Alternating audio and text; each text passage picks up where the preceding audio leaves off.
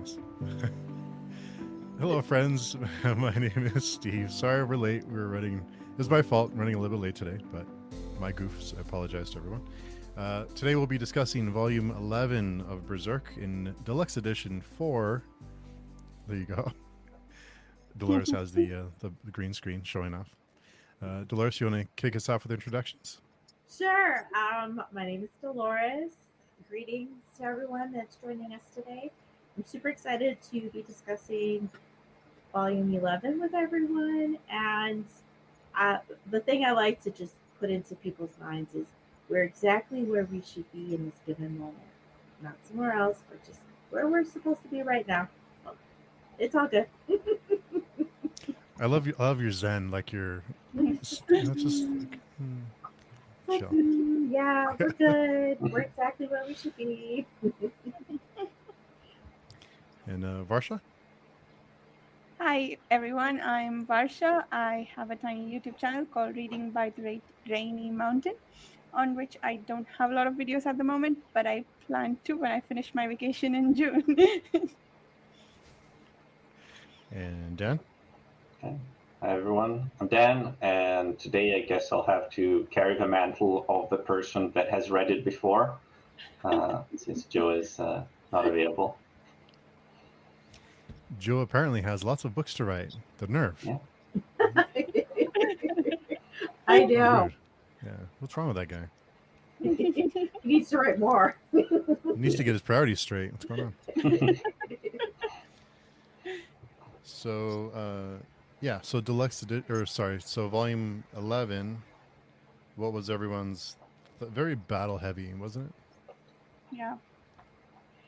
Yeah, there's a couple of scenes that were just a little intense. I was like, no, don't, is it now? Is the arm gonna disappear? Yeah, this Yeah. could have been one of those. Yeah. It was interesting and creepy. Some places were creepy, I think. Very Yeah. creepy. Yeah, it's pretty much just like two big battles, I guess. One and a half big battles, I guess. Yeah, pretty much. That was most of it. But yeah, I think we started hearing more about the eclipse in this volume. We were talking last week, I think, about how we've come up on 1 year now and the eclipse hasn't happened yet. But I think it might happen soon. And everyone was panicking about the Behelit for a bit there. So before we get too deep into the story, I had some thoughts this week because I know that people have always told me that Berserk is it's like violent and it's like, I think this week it went like up a notch with like the intensity and the violence and the content was like, I think it took a step up. There was some moments that were like, whoa, I hope that doesn't happen. Yeah. I'm surprised, and Dan, you may have insight on this. I'm surprised that this series is so popular with American audiences because there's other graphic novels, like horror graphic novels or stories, that are kind of shunned because of their content. Like people won't read them or they rally against them, that are made by American artists or American writers that are kind of disregarded because of their content, and that it may be a good story. But I'm surprised that this is as popular as it is. Now, I enjoy it. I'm not saying it shouldn't be, but I'm saying I'm surprised that this material has such a following, considering the content, when other content that is on par with it is frowned upon. Well, it is always. Am I DCing a bit? Sorry. Okay, I think I'm back. Sorry, I was saying. I think it's always a bit of a fine line, where like violence or that sort of stuff, like, is it like good for the story or is it bordering on gratuitous violence just for the shock value? And it's like really hard to sort of toe the line to make it like really graphic if you want to make it graphic, but also not make it like just like a spectacle for no reason. So I don't know. And in some cases, Berserk for me goes a bit more on one side, and it's a bit too much. But yeah, in general, I think it tells it quite well. But and maybe it's also because it's a slightly different audience, maybe because it's the people that read mangas in America are not the same people usually that read American comic books, and the other way around too. So maybe they're used to different contexts or different works. I'm not sure. Dolores and Varsha, do you have any thoughts on that? I'm not familiar with what happened with the comics because I wasn't a big comic book reader, but I'm curious, are those comics still frowned upon now, or was it at the time of Berserk's publication, do you think? I think they're probably more recent. Like there's some books that are considered like extreme, but maybe it's because of the audience. I think that's a good point. Maybe it's the audience, the target audience. But I think there's people who don't even read many comics or manga who love this series. And like I said, I really like the series. I'm not trying, but I just kind of thought it was surprising that this series is as graphic as it is, and there doesn't seem many people that are shocked by it. I guess that it's not something that prevents them from enjoying it. Do you have any, like, off the top of your mind, some comics you're thinking about that I could maybe have a look at? Like Alan Moore did the Lovecraft stuff, the Neonomicon, and he did what was the other one he did, the follow up to it. Garth Ennis has done Crossed. Okay. A lot of stuff from Avatar Press. A lot of like darker, bleaker books. A few other artists have done stuff there. Like I can't think off the top of my head, but yeah, I'm just surprised that I'll put some on the forum, like a list. But yeah, sure. Just Dolores, do you have any thoughts on that? Like, do you think that goes back to the cultural expectations? Like, it just, we already go in with preconceived notions that manga is going to be naturally, not always, but there is a very small area that's going to be graphic and very violent. And so I just think sometimes we have a set of different expectations going in. You're okay with tolerating it, or you just don't even think anything of it because that's just sort of the norm. Where if you have other areas that it's not really the expectation, and you have individuals that are trying to like rock the boat, or present a totally different way of looking at a series of comics in a more violent light, sometimes the audience isn't ready for that because it's just not how they've ever done it. So, if it's kind of like first time, people want to do some shock value, they're like, let's just rock the boat. Yeah, I think you can have some pushback, like, whoa, we've never done it like that before. Why are you changing things? So there can be some apprehension about, change in general, right? That's a good point. Yeah, and I know, and eventually, if there's enough of it, people start to get used to it, right? Like, oh yeah, that's just kind of how they write, and that's their style, or this particular format this author likes to do, these types of series of stories in this way. So yeah, I think it's a good point about expectations, like what's expected, or what's going into it, what you're getting into. Yeah, it's a good point. Yeah, because I think even within manga, there's like even like the happy one, right? There's like happy and carefree. So if you like that, you're just gonna tend to gravitate towards that particular style, even though it's within manga. There might be a little darkness, whatever, but there's still a lot of happiness. Yeah. So, and I just mangas are quite, how to say, compartmentalized. There's like, if you're writing a specific genre, seinen, shoujo, all the different ones, right? You know what to expect, and you stay within sort of your bounds, right? And the expectations of the audience are set accordingly. So maybe that helps. I don't know. Mm-hmm. Sometimes it really is about setting those expectations, right? You go into it like, I know what's sort of gonna kind of happen, and I sort of know what's the tone we're going to be setting, and so you're not really shocked when that happens. some of the groundwork's already been set. But when you're just throwing them into the some new territory, sometimes people are like, "No, what is this?" I wonder if the art style also makes a difference, because in Western comic it's a lot more polished, it's full color, so it feels more intense a lot of time, or it feels like, at least to me, it feels like, oh, people spent a lot of time on this, and if it's some sort of random violence which doesn't fit into the story, I'm like, they spent a ton of time painting and painstakingly doing this scene which doesn't need to be here. While manga, at least I view it, is a bit more disposable, sort of like, if there's an arc in which I don't care too much, it's like it goes by pretty quickly, and it was also published pretty quickly. So it's easier to sort of skip over that, I guess. That's good. That's a good point too. And I think that is. I think you're onto some of the art style. I think the art style is a little more cartoony. Like it's not in a. I don't mean that in a negative way. I just mean it's, like you said, it's not as grounded, not as doesn't seem as real. Like there's some disconnect, and it being in black and white too. Speaking of the art style, I had to tab this page. We have another egghead. Yes. I know. Yeah. What?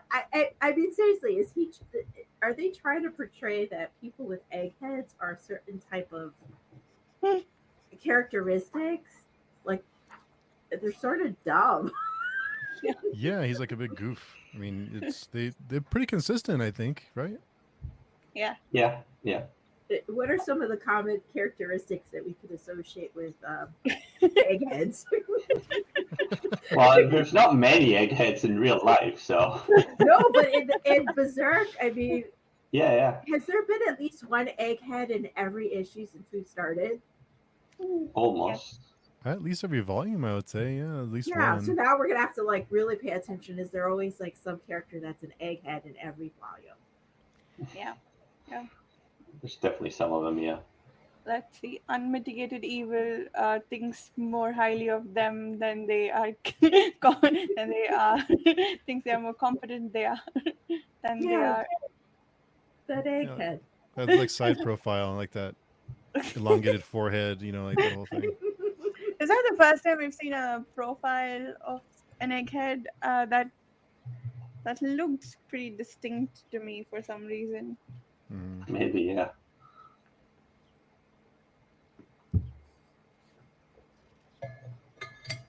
Yeah, I wanted to follow up on Dan's point regarding gratuitous or spectacle.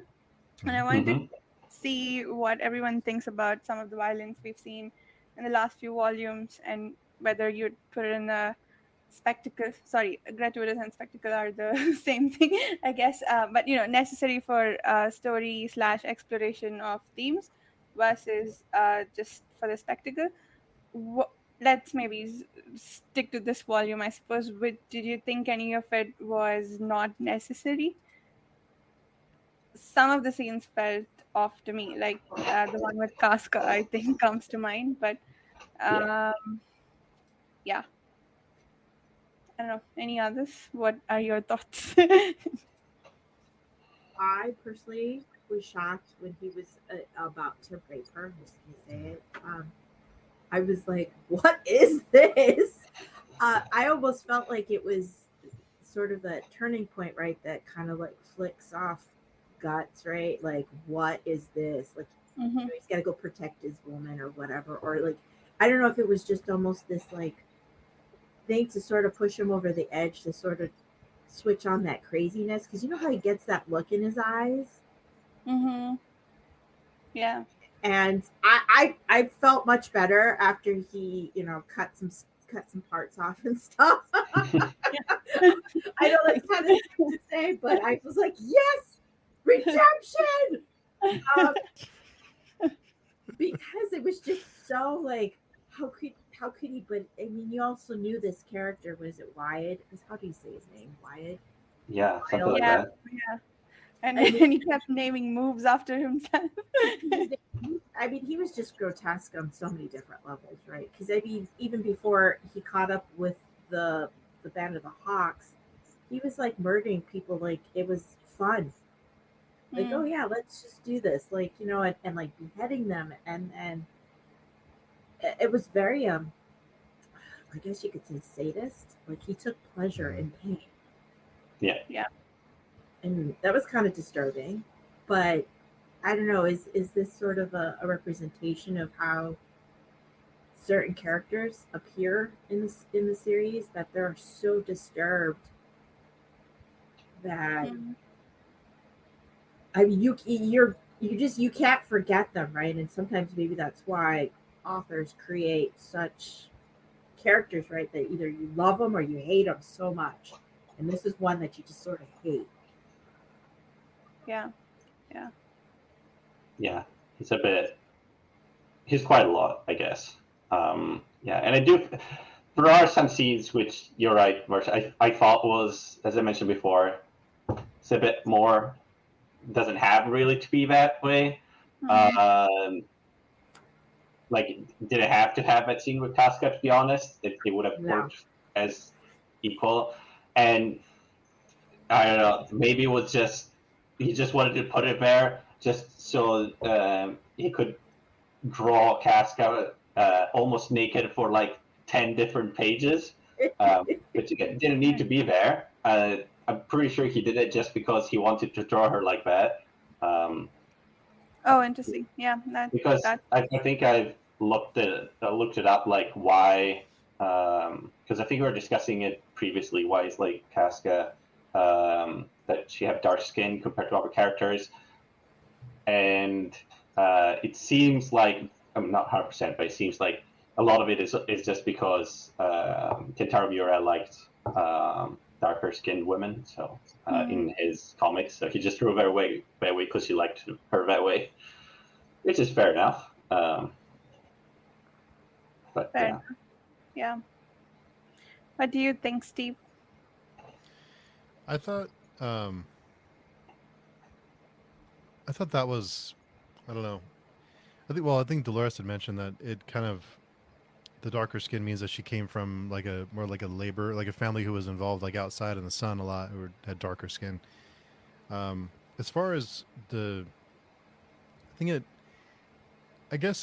think he's trying to get us to really hate this villain, like so he does lots of awful things. Like he wants you to have that. He wants us to have that reaction of, I really hate this guy, and it gets that reaction from us, right? But at what point is it? I think some of the like having her undressed so much was like, I mean, I don't know. I'm not trying to like be clutching pearls or anything, but I kind of wondered, is it really? I don't know. Is it? Yeah. Yeah, I agree. I think the nakedness afterwards didn't bother me quite as much, but just that scene where she almost got raped, that bothered me. I was like, I already hate this guy. I don't need this extra input. Yeah. And we did have that scene at the very end of the last volume, I think, where he was first introduced to us. That also was, I think Dolores was like, what the hell was that? And I agree. Yeah, so like, we've already had a lot of shock value for this character to, think about him as this perverted, disgusting person, whatever. And I guess that specifically that scene for me, just I like, nope. Yeah, Well, and it's hard to, just in literature in general, a lot of works fall into the pitfall of like, oh, I need to make this character be bad, or I need a reason for this woman to have a tough backstory or something, and they just put like some sexual assault or rape in the backstory, just call it a day, Yeah. right? Without any nuance to it or anything, we just put it because it's, that makes sense. Yeah. Without a lot of And exploration of the consequences, I guess. Yeah. yeah, but I don't know. I guess one of the things is this came out a while ago, so not right now. So it also might not have been as prevalent of a trope at the time. I'm not sure. I wasn't living in the 80s, so Yeah. I wouldn't know. But yeah, it's Yeah. I would think it'd still be pretty shocking, even even back then. But I think that's what he's going for, is to have that Yeah. visceral reaction and put that fear in us. That is he really going to go through with this? I I thought it was going to happen. I thought she was going to die. Like, but Yeah. Guts. That's what gets him to. I guess he wanted something extreme to make Guts snap out of it and to get up and to save her. So He wanted to fight him. And what more, how do you get someone? You sort of push their buttons, right? And mm, Casca's kind of one of those buttons. If you push, he'll like flip. Because if you even look at some of the artwork, like you could see how crazy Guts is. Like there's this like crazy glaze in his eyes, and he's like, it's like almost like a crazy hyena. No, seriously, what page is it? Like you just look at his eyes. Oh, it's at the end of Mortal Kombat Chapter 2. I Mm-hmm. don't know if you can see it, but see, it's kind of hard when you have the screen. But at the very bottom, there's I marked it. I'm gonna try to find it here. Here we go. Stand up a little. There, that look. Look at him. He Yeah. looks crazy. He's just like, yeah. That's the thing that I marked. I'm like, look at his eyes. They even make him. They even say it like, look at his eyes. He still wants to kill. I mean, that's Yeah. like that little panel is so powerful because you could just see so much conveyed in his eyes. You didn't even need to tell us about the other stuff, but you could see it. Yeah, and it's very visceral, right? Like that reaction. Like there's just all this fear and hate.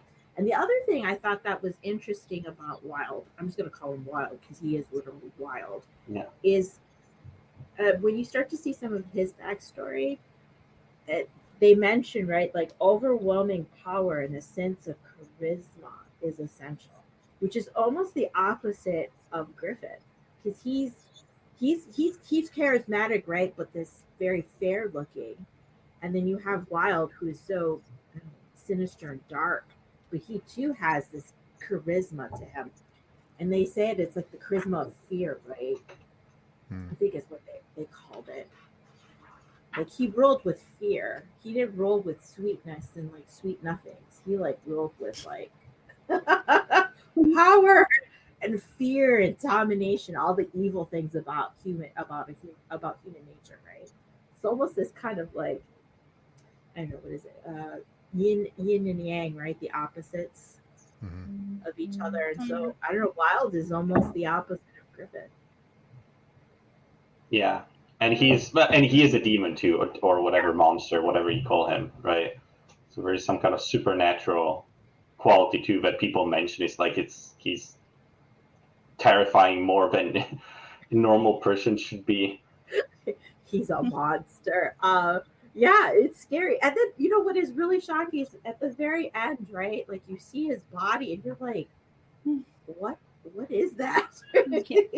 That evilness, that pure evilness has been now shriveled down to this like old looking man. Yeah. I guess we see again another instance of like example of what happens when a beast dies, right? They get just dragged back into the maelstrom. Yeah, he did mention that. Did he get dragged back into a maelstrom? No, right? Because we saw him stay here. Who? After Wild? Zod killed him? Yeah. Oh no, he did. He did? like you saw his body like opened up and the I souls see. of a dam dragging him inside, right? Oh, so that's what that was. All the extra parts that grew out. Okay, that makes sense. Sort of like in he ate himself almost. Yeah. And we also heard Zod say that the eclipse is coming, that the egg will find its way back because it always finds its way back to whoever it's, I guess, destined to have it. So maybe some things are preordained, and like that is gonna happen. And Griffith has been chosen sort of for to be the fifth member of whatever body they're recruiting him for. I guess, the Godhead, but they haven't said that. They didn't say that in this volume, right? Explicitly. Did they? So No. I remember back in I think it was the first volume when the first egghead goes before the. I think there was 5. There is one of them that has a helmet that looks just like the helmet Griffin's wearing. Is that Griffin? Yeah. Yes. Okay. Yeah. That's what Femto. Yeah. All right. The guy Um, named Femto. Yeah. It is nice to have Guts meet his match almost like it's not someone he just plows through. So it's nice to you do worry Yeah. about him at least a little bit. That he too is human, right? And that he does have his own share of weaknesses. Mm. And apparently, one of his purposes on the mountain was to train to be able to defeat monsters like Zod because of that conversation with the little girl. Mhm. Apparently, he also befriended a little girl. That was cute. Hopefully, nothing bad happens to her. Oh no! Why would you Like say that that? other little girl in the first volume. Yeah. Well, hopefully I nothing know happens. all these little But when innocent he girls, didn't right? befriend her. Uh, Yeah. You know what else was really shocking is when they humiliated Griffith, when they finally just said he will never be the man that he was before. Mm. It was it was like you felt kind of sad for him. Like, Yeah, what is he? yeah. What is he? Okay, what's gonna happen to him now? He can't lead them. He can't ride a horse. Can't lift a sword. Can't talk. He has like ripped muscles. I mean, like, what kind of existence is that? Yeah. And you saw that scene in the wagon. That was also pretty powerful scene for me. It's like when he put on the armor, and Guts was like he was refusing to sort of accept the reality of what Griffith is now, right? Mhm. And it was like you could feel. I don't know. It felt very painful for both sides. Yeah. Right? Yeah. I did wonder if they could eventually get hold of some fairy dust and try to heal Griffith like they healed Guts before. Maybe seems quite a lot of stuff to heal though. Mhm. A lot of stuff Need a to lot heal. of fairy dust. Yeah.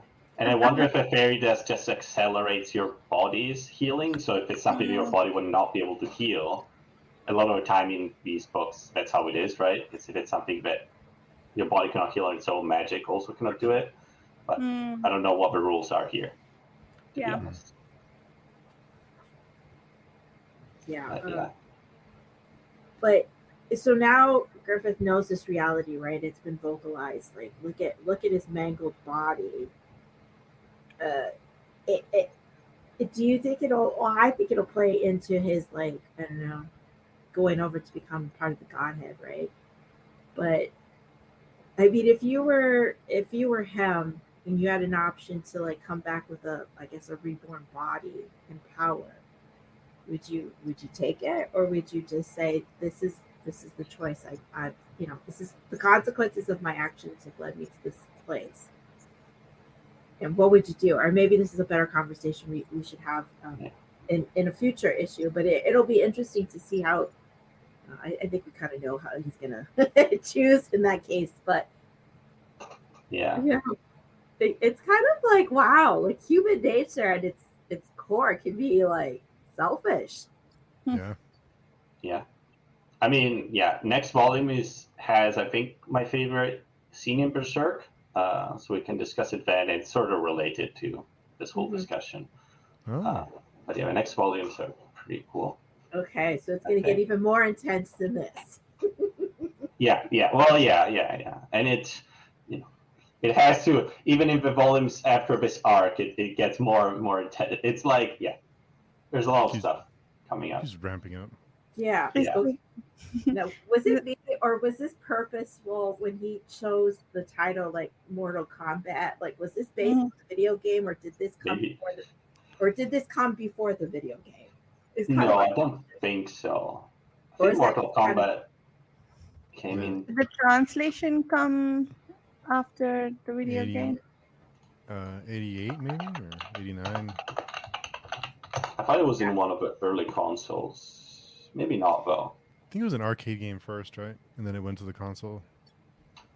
Maybe. Oh, Mortal Kombat is 1992. Okay, Oh, maybe really? this could have influenced it then. I just Maybe thought, when like, it's earlier than that, I guess. Yeah, Mortal Kombat. Man, this is gonna Yeah. get real. 92, yeah. Yeah. Okay. Just think like this was like a trailblazer for its time in so many ways. Setting a It lot of was. cultural, pop culture iconic things, right? Mortal Kombat. I don't know. I just thought it was like, oh, Mortal Kombat. Wow. Yeah. I mean, there's definitely a lot of works inspired by Berserk.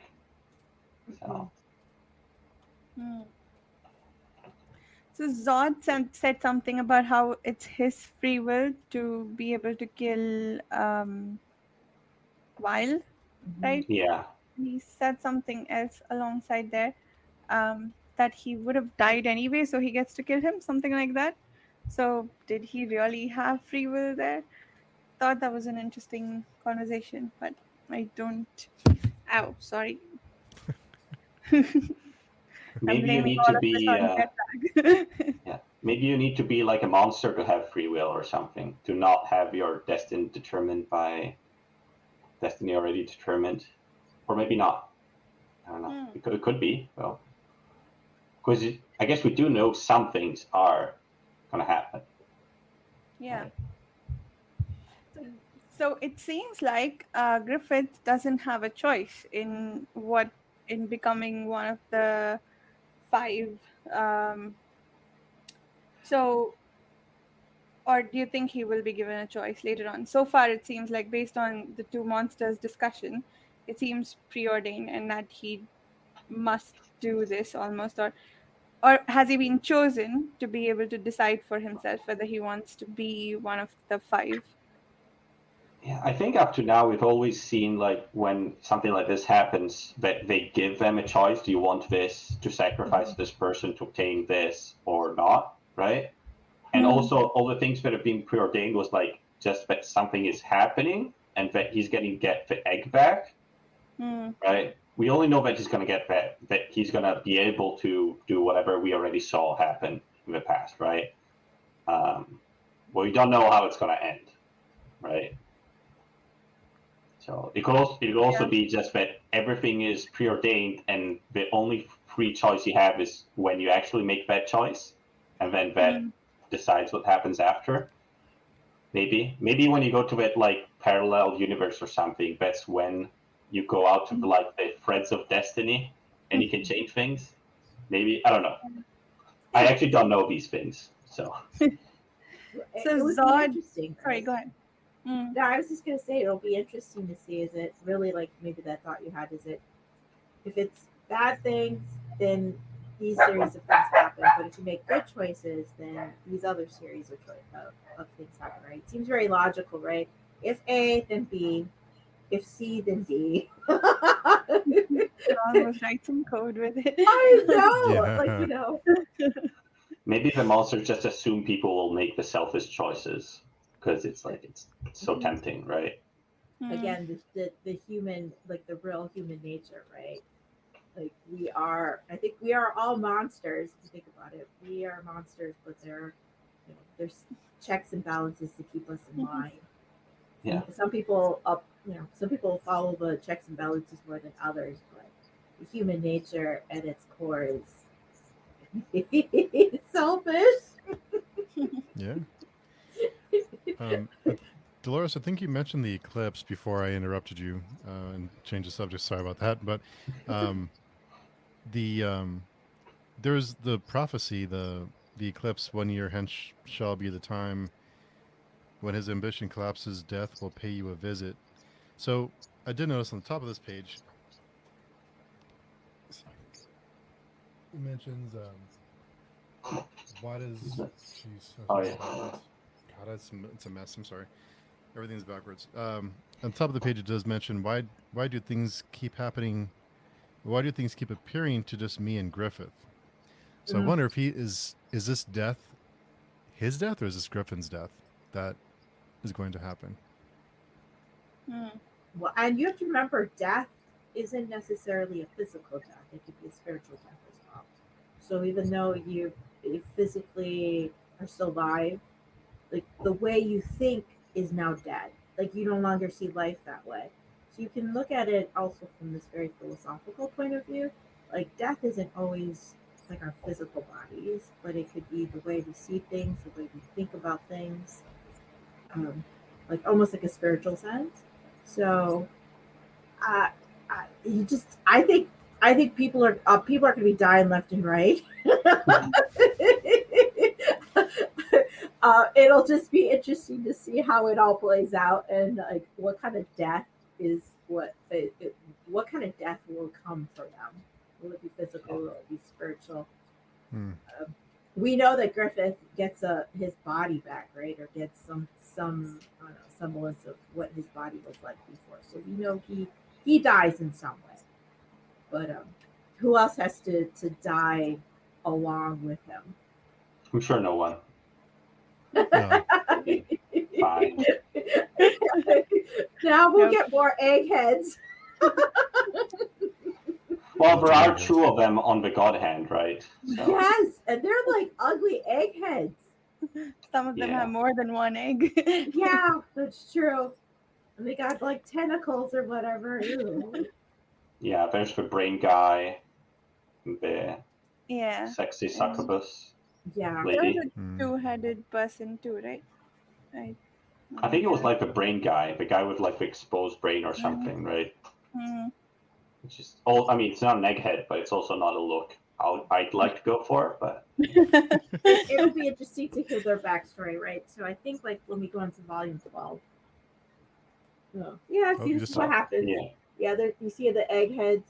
There's the woman, the succubus, and then there's there more eggheads, more eggheads. Yeah, eggheads everywhere. Yeah, eggheads everywhere. And this one looks like the brain. yeah, up there, yeah. Yeah, like Doctor Doom brain head or something. So I did laugh out loud, and that sounds funny to say during this battle when he swings his sword and he catches it with his mouth, and then he punches his horse. I thought that was hilarious. I laughed. I had to stop reading for a minute because that was just so funny. It's like Poor punches horse. his horse in the face.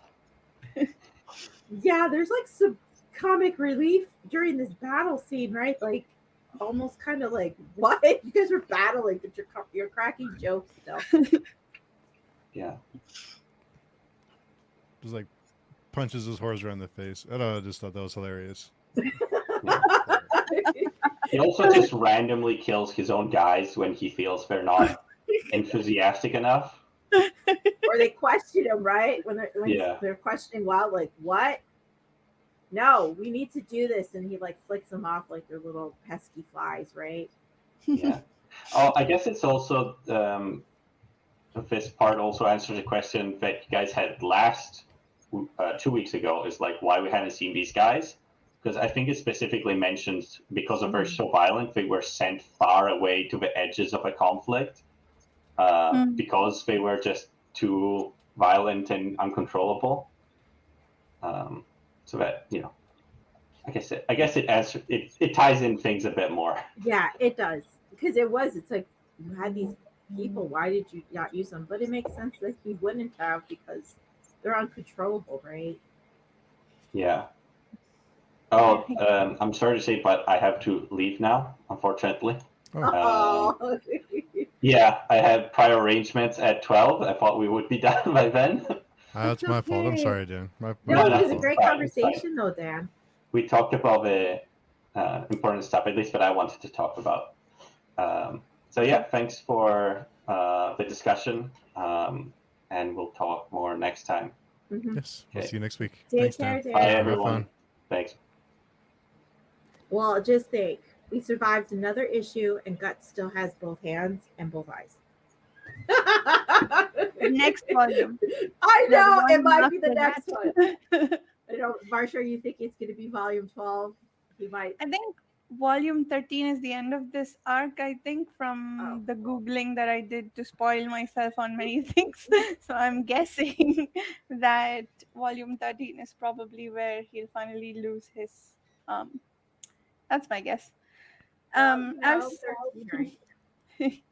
was going to say, what was it that Guts said that only he and Griffith can see.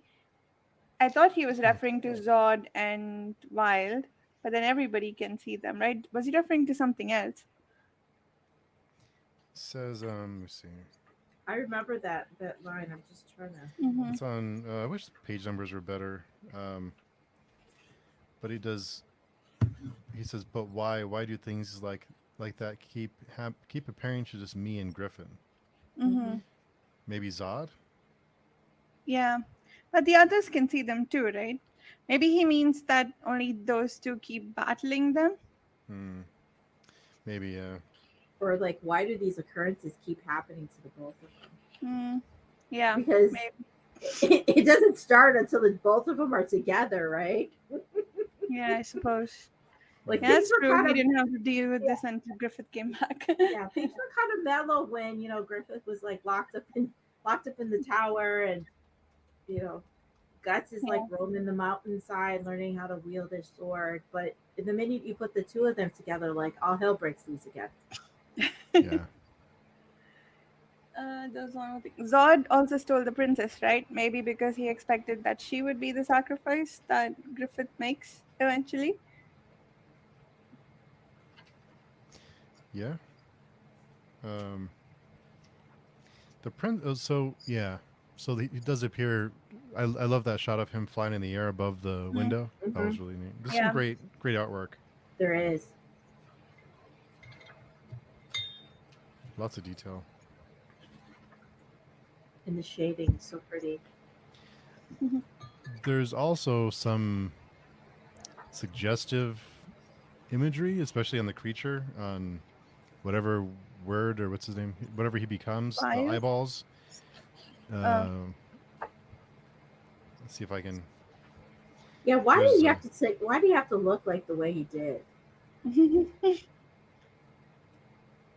Oh, he has eyes all over the place, right? but All seeing. that one eye in the middle especially has the. I don't know. I just thought it was a little suggestive, a little. But Well, he's all seeing, right? Because he has all these eyes.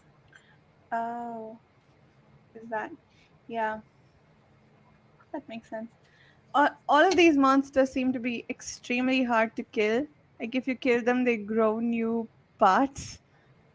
So I They're like wonder if they have like, yeah, if they have a vulnerable place that you have to hit that will finally destroy them. or can they even be destroyed by humans? Yeah, yeah, because he woke up again, right? And Mm-hmm. then got eventually destroyed by Zod.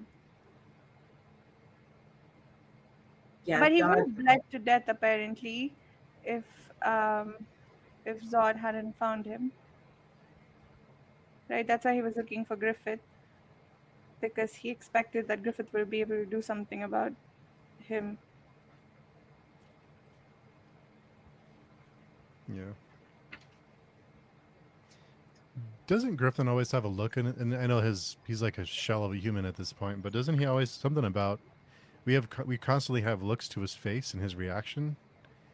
There's got to be something there that I just haven't. Yeah, I don't know why, but yeah. Well, it's interesting if you look at the pictures of Guts. He's like this, 6 pack, and he's just ripped and everything. And you look at Griffith, he's just kind of this Hmm. shriveled up. Helpless Yeah, person. very meek. I mean, he just seems so meek. Well, I mean, he can't talk because he has no tongue, but Hmm.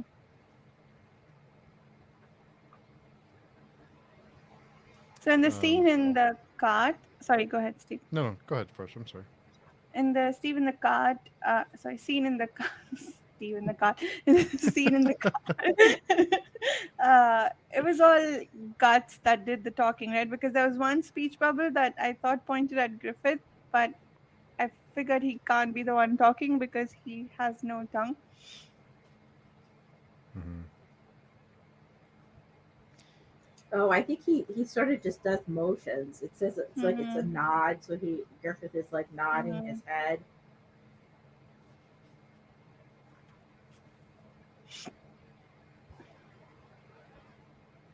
Yeah. It's so sad to see him just kind of it's just so like, ugh. Yeah. He does seem a little envious of Guts and Casca too. Of Casca Yeah. that she's taken the control that she has over the group, and also her connection with Guts now has changed a lot. So it's just his face, but I'm imagining he's probably He notices feeling it. it. Yeah. It's like she Yeah. no longer adores Griffith. She has admiration for someone else now. Mm. Yeah. Yeah, I did read envy into those looks as well, but that seems to be the default, right? Like that's sort of the most obvious conclusion that you can jump to. Is there Mhm. anything else that he could be thinking maybe? Uh, but envy seems like the most likely, I guess.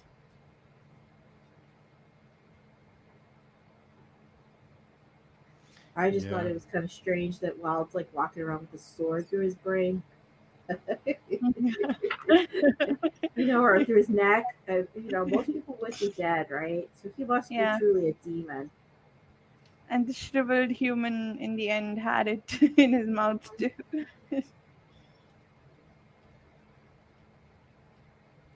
Um, but yeah, it'll be interesting to see what happens in the next volume now. Mhm. Yeah. And Zod does come down to help. That was Zod, Yeah. right? Mm-hmm. Yeah, I suppose that was him helping, right? And he left after killing Wild. Mhm. Yeah, Well, because he says that because the eclipse hasn't happened, right? And the Yeah. oh, and they are looking for the Vigilant. mm-hmm. Mm-hmm.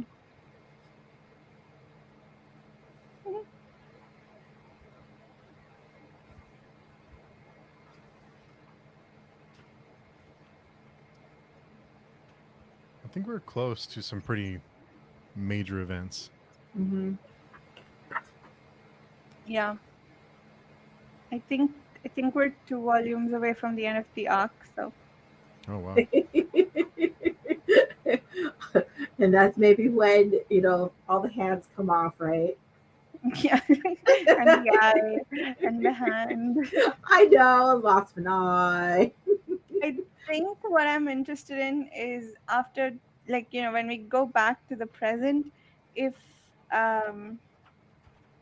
yeah, I'd like to understand Griffith as he is now as Femto, see whether he's really evil and what happens for him afterwards. That I'd be interested in. I hope that we get more of that later on. Mhm. Yeah, it's Yeah. just another issue where you're like, okay, now I need to know what happens next. It's kind of Yeah. like that. You're like sort of being reeled in, right? Like Yeah. Do you throw a think line in the water. do you think the eclipse will happen in the next volume or the last volume? Or like 13, I think. The last one, I think. I Hmm. would imagine, unless 13 is the aftermath of the eclipse. Yeah, that could be it.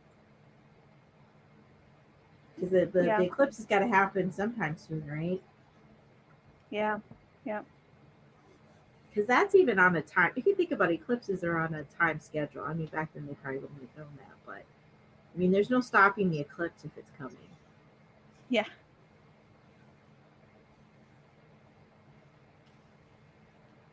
Oh yeah. Ooh. Lots of battles. So, do we have any Lot. predictions for the next one? Let's see. Steve, go first. I like that one, Lars. Nice. I'm going to say the eclipse, the eyeball, and the arm will happen in the same volume, and that'll be the last. I'm going to say the last volume of the arc. Mm. All that will happen in one. It'll happen during the eclipse if he loses his hand. Sorry, I have my security alarm's going off. That's all right. What about you? What about the both of you? Mm, someone's got to die. Somebody close has got to die. I hope it's not Casca, because I just don't want her I to see have her a die. feeling she's gonna die. Yeah, I think she might die soon. I think her time is almost up. Are there any other characters we're attached to whose fate we care about? I think most of the Man of the Hawk is going to be destroyed in some capacity. Um, Yeah, Probably going to be dispersed, I think, maybe. Um, yeah, I I think feel Griffith turns and he kills them all. Ooh, I think he turns, kills them all, and the only one he spares is his Guts. guts his to make him guts. suffer. Yes, wouldn't that be Mm, miserable to see all the people you ever cared about just yeah, yeah. killed right in front of you? Oh, I'd want to die too. So I'm gonna And say none of the band makes it. Hmm. They all die. yeah, yeah, I think I agree. I would agree, because you don't see them. You didn't see them in Volume 1. Yeah. He's a loner. Guts is traveling by himself. He doesn't want to depend on anyone. Yeah, just think of the emotional baggage he's carrying. Like, everybody he's ever loved or cared for is died. Hmm. That's kind of Yeah. grim. It's Yeah, sorry it for is. being the Debbie Downer.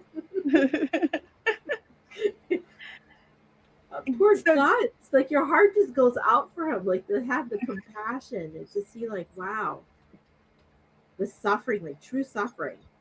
Yeah. I'm trying to remember. Guts was angry when he saw Femto, right? He wanted to kill him. The Griffith as part of the God's hand. Mm-hmm. He was angry, right, in the first or second volume, wherever that happened. Mhm. But when they first met Todd, In the very second, in the very very in the second volume of the series, mm-hmm. um, when Griffith encounters Femto, it's anger, right? I'm trying to remember. I have to go back and look at it. But he tries to kill him, right? Femto slash Griffith. What triggers the flashback into the Golden Age arc? That's I think Guts was angry at Femto, if I remember correctly. So yeah, I think so. I was trying to remember if he was happy to see Femto again, or like in some capacity, and we didn't notice. Maybe I sort of assumed anger because that was the only emotion we'd seen Guts express so far in the beginning. Mm-hmm. But I'm wondering now if it might have been a different emotion, or if it was just anger and he wanted to kill him. I guess we'll find out soon. Yeah, well, and even Casca says, you don't even think about what you do. He's so instinctual, right? He just takes action, Yeah, just kill everything in sight. yeah, yeah. I don't know. Huh. Can't wait to get to the next one. Yeah. So when are we meeting again? Next week, I think. Yeah. Unless Yeah. you guys have anything going on, yeah, I'll be here. I'll be I'll available. try to make it. I don't know if I'll be able to, because I'll be at a music festival. But anyways, and the internet service isn't the best there. So Nice. Good All stuff. right. Have fun. Yeah. So cool. Anything else you guys can think of from this one? Nothing. no, we need to No. find out more answers. I think we have more. There's more questions than there are answers. Yes. Yeah. I think we'll get some in the next 2 volumes.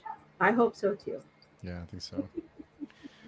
Well, cool. So before we go, Dolores, where can people find you if they want to connect with you?